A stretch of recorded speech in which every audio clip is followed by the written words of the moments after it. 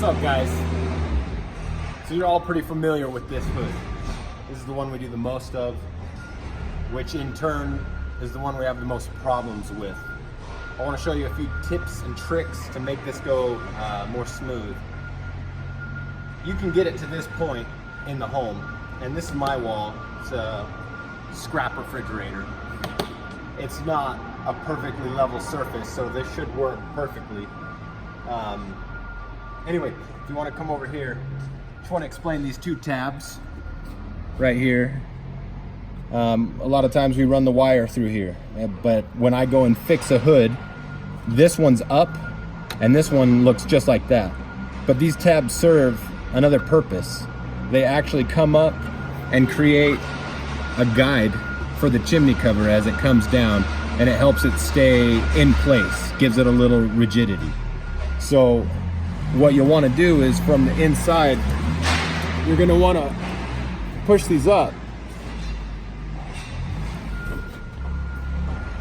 and you'll want to get it tight so you can create that groove, so the chimney cover can slide in there and it won't move around.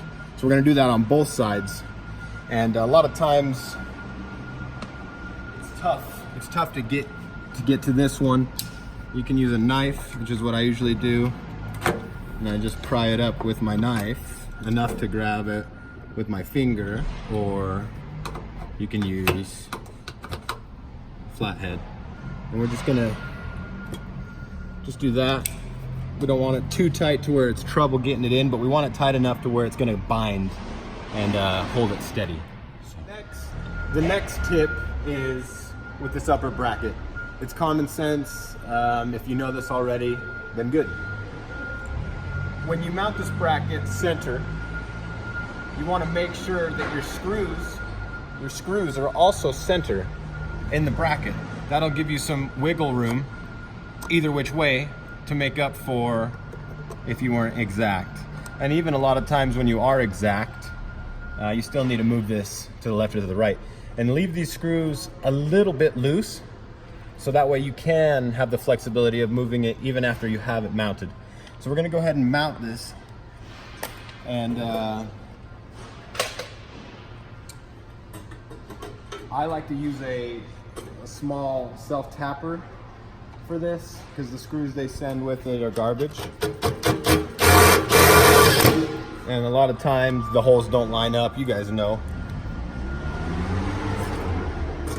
So we're just gonna go ahead and get this in.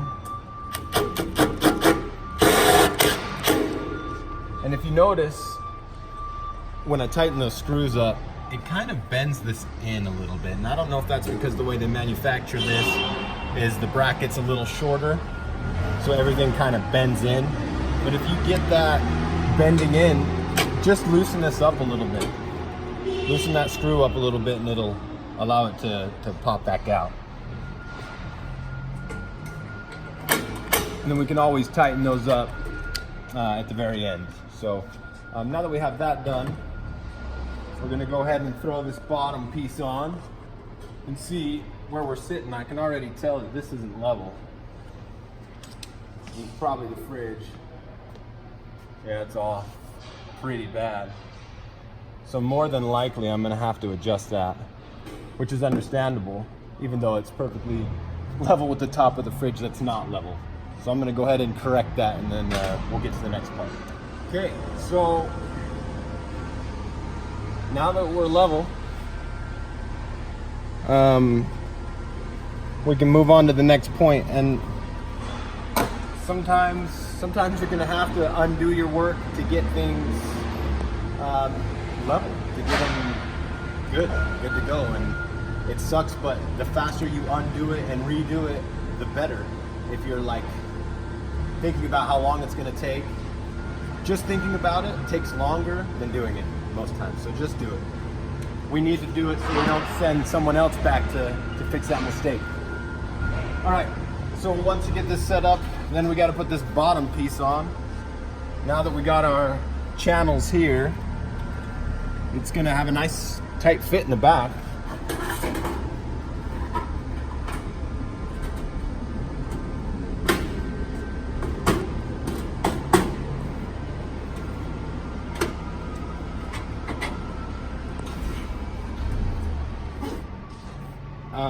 you can see there's a little gap there, which there you go. A superintendent might have a problem with that. And the way to fix it is those tabs, the tabs that we bent out. So you're gonna wanna bend it out more.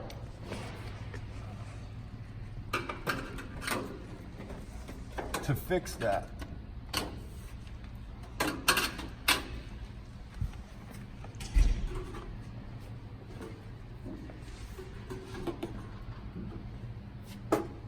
So now you can see it should be pretty dang flush. And this actually turned out looking a lot better than I expected, to be honest. I thought it'd be way more off. So I'm just gonna have to improvise and create some of the other problems we see, which you guys see as well. One of them being this infamous issue here, where the bottom sleeve will not grip the top sleeve, and it leaves these wings or these gaps that just drive everyone crazy, including you guys and me. So to fix this issue, you're gonna wanna pull your chimney cover off the bottom piece here, and you're gonna wanna bend these tabs. So you can see this line, this indentation. Anything this way of the indentation we do not want to bend, because that'll create a visible bend or a change in the stainless. We don't want that. So from this indentation this way is where we want to bend. So I just grab it with my channel locks like that, and I just simply bend it about 2 or 3 channel locks work down to give it a claw, if you will. So we'll just do that on both sides. And this is what I was showing Kate at the Morton to help him create a nice snug fit, because there was some issues there. It's really simple. It looks extreme, and you may have to play with this amount of bending depending on how the wall is and how everything sits. But same thing. I'm gonna go ahead and slide this back. Pull it away as you slide it back so it doesn't scratch. Make sure you get in these grooves down here before you push it back on the top. Now, there's really no good way to get this back in there except by, and you know, there's a ceiling here usually. So you just gotta pull and push and slide it back. Like that. That's really the best way to do it. Same thing on this side. I'm just gonna push and pull and slide it back. Make sure we're snug down here at the bottom. And we have a very tight fitting chimney cover now. Okay, so the last annoying thing about these hoods that I haven't had an answer to until recently is when there's a gap here.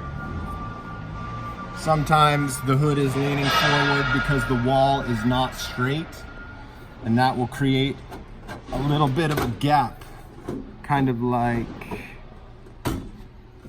this, where you can see these two little metal, like perforated areas where it's cut out. And this has been a problem. The supers are asking why it looks like that.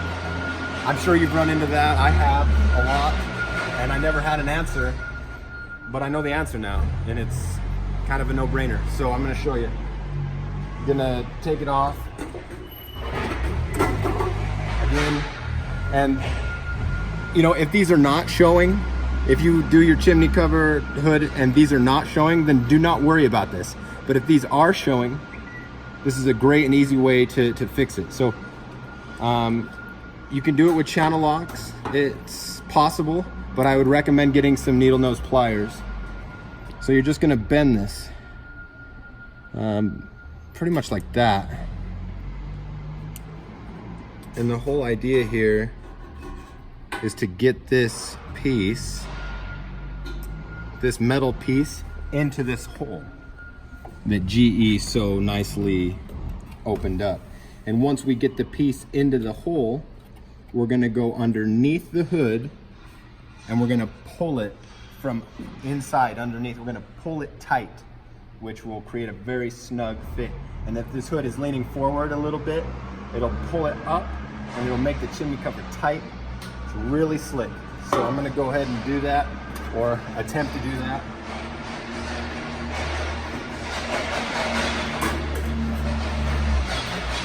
It's really important that you get those in first, kind of hook them in, pull this out, slide it back. Same thing, we're gonna get that in.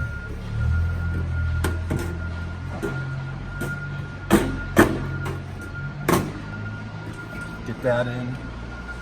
And we don't have the issue here, but I'm gonna create it and see if we can make this look like it works, okay? So if that's the issue, about like that, then I'm gonna go underneath and Byron will just film it from up here and we'll see if it fixes it. So I would absolutely recommend some needle nose pliers for this. Because with channel locks, it is hard mode.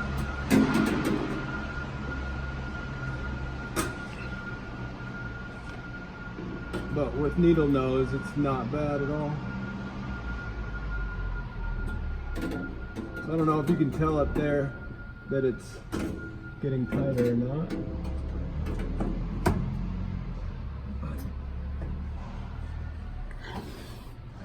All I did was take those metal tabs and bend them down and around, which creates a nice, very sturdy chimney cover all the way around. This thing is solid because now this is not just sitting on top of the chimney cover, it is connected to it. It is rigid.